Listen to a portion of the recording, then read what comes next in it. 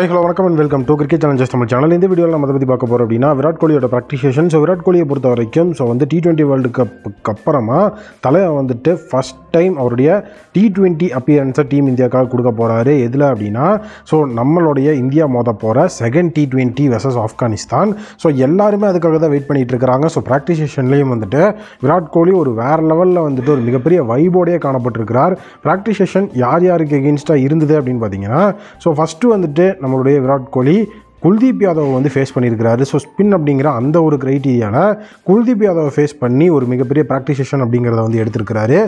அதுக்கு அடுத்தபடியாக அவர் ஃபேஸ் பண்ணது ரவி பிஷ்னாயை. டோட்டலாக 2 ஸ்பின்னர்ஸை வேறு லெவலில் ஃபேஸ் பண்ணியிருக்கிறார். காரணம் என்ன அப்படின்னா ஆப்கானிஸ்தானுக்காக முஜிபுர் ரஹ்மான் இப்போ வேறு லெவலில் ஒரு ஃபார்மில் இருக்கிறாரு.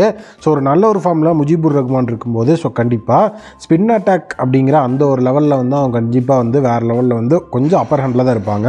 ஏன்னா ஸ்பின் அப்படிங்கிறது முஜிபுர் ரஹ்மான் நல்ல ஃபார்மில் இருக்கார். ப்ளஸ் அவங்கக்கிட்ட நல்ல ஒரு எக்ஸ்பீரியன்ஸ் கேம்பைனர் நபியும் இருக்கிறாரு. பேஸ் அட்டாக் அப்படின்னு பார்க்கும்போது கண்டிப்பாக விராட் கோலிக்கு எந்த விதமான ட்ரபுளும் கிடையாது. அதனால தான் ஸ்பின்னர்ஸை கண்டிப்பாக நம்ம வேறு லெவலில் அவங்களுடைய எக்கனாமி ரேட்டில் செட்டில் ஆகக்கூடாதுங்கிறது தான் இந்த ஒரு விஷயம். டோட்டலாக அவங்களுடைய செட்டில் ஆகக்கூடாது அப்படிங்கிற மாதிரி நம்ம பேசும்போது நவீன் உலக் வெர்சஸ் விராட் கோலிங்கிற விஷயம் இன்றைக்கி நடக்க போகுது. ஒரு கட்டத்தில் ஒரு ஹீட்டட் பேட்டிலாக இருந்தது. இப்போ ஒரு மிகப்பெரிய ஃப்ரெண்ட்லி பேட்டிலாக மாறி இருக்குது. நவீன் உலக்கும் விராட் கோலியும் சேர்ந்து லாஸ்ட் டைம் இன்டர்நேஷனல் சைடில் அவங்க ஃபேஸ் பண்ணும்போது எல்லாத்தையுமே மறந்து ஜாலியாக வந்திருந்தாங்க. அந்த ஒரு மொமெண்ட்டை கண்டிப்பாக இந்த தடவை ரீக்ரியேட் பண்ணுறதுக்கு ஹெவியான வாய்ப்புகள் இருக்குது. அதுதான் நவீன் உலக் வெர்சஸ் விராட் கோலி அப்படிங்கிற அந்த ஒரு விஷயம்.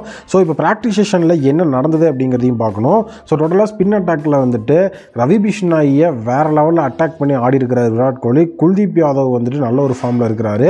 பட் ஆனால் ரவி பிஷ்னாயை வேறு லெவலில் அட்டாக் பண்ணதுக்கான ரீசன் அப்படிங்கிறதும் இருக்குதுன்னு சொல்லி விராட் கோலி எக்ஸ்பிளைன் பண்ணியிருந்தார். டோட்டலாக ரவி பிஷ்னாயை பொறுத்த வரைக்கும் இந்த மாதிரி நம்மளை அட்டாக் பண்ணுறாங்க அப்படின்னா எப்படி ஆங்கிளை மாற்றணும், இந்த மாதிரி லைன் அண்ட் லென்த்தை பிடிக்கணுங்கிற விஷயம் கண்டிப்பாக ரொம்ப ரொம்ப இம்பார்ட்டன்ட். அது குல்தீப் யாதவை பொறுத்த வரைக்கும் அவரோட எக்ஸ்பீரியன்ஸ்க்கு தெரியும். பட் ரவி பிஷ்னாய்க்கு இந்த மாதிரி நம்ம நிறைய விஷயங்களை முன்னெடுத்து வைக்கணும். அதுக்காக தான் அவர் அட்டாக் பண்ண அப்படின்னு சொல்லியிருந்தார். டீமும் வேறு லெவலில் ரெடியாக இருக்குது, விராட் கோலியும் வேறு லெவலில் ரெடியாக இருக்காரு. செகண்ட் T20 கண்டிப்பாக தெரிவிக்க போகுதுன்னு தான் சொல்லணும். அடுத்த அப்டேட் நேற்றுலேருந்து இங்கே ஒரு விஷயம் ட்ரெண்ட் ஆகிட்டு இருக்காது. என்ன அப்படின்னு பார்த்தீங்கன்னா இந்த இமேஜ் தான். அதாவது கேமரூன் கிரீன் RCBயோட ஃபியூச்சர் கேப்டன் அப்படின்னு சொல்லி இந்த ஒரு மிகப்பெரிய விஷயம் இப்போ ட்ரெண்ட் ஆகிட்டு இருக்குது. அதை பற்றி கண்டிப்பாக இந்த இடத்துல எக்ஸ்பிளைன் பண்ணி ஆகணும். ஏன்னா ஃபர்ஸ்ட் ஆஃப் ஆல் RCBயோட ஃபியூச்சர் கேப்டன், அதாவது RCBயோட அடுத்த கேப்டன் அப்படிங்கும்போது அந்த இடத்தோட ஃப்ரண்ட் ரன்னர்ஸாக இருக்கிறது மேக்ஸ்வெல்லும் ரஜத் படிட்டரும் மட்டும்தான். வேறு யாருக்குமே அந்த இடத்துல ஃப்ரண்ட் ரன்னர் அப்படிங்கிற சான்ஸ் இல்லை. கேமரூன் கிரீன் இப்போ ட்ரேட் ஆகிருக்கிறாரு மிகப்பெரிய தொகைக்கு. அதனால் அவரும் ஃபியூச்சர் கேப்டனாக இருக்கலான்னு ஒரு சில சோர்சஸ் இந்த மாதிரி விஷயங்களை பரப்பியிருந்தாங்க.